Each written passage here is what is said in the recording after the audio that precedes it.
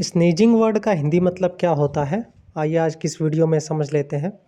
Sneezing word का हिंदी मतलब होता है छींक आना या फिर छींकना, यानी कि make a student involuntary expulsion of air from the nose and mouth due to irritation of one's nostrils.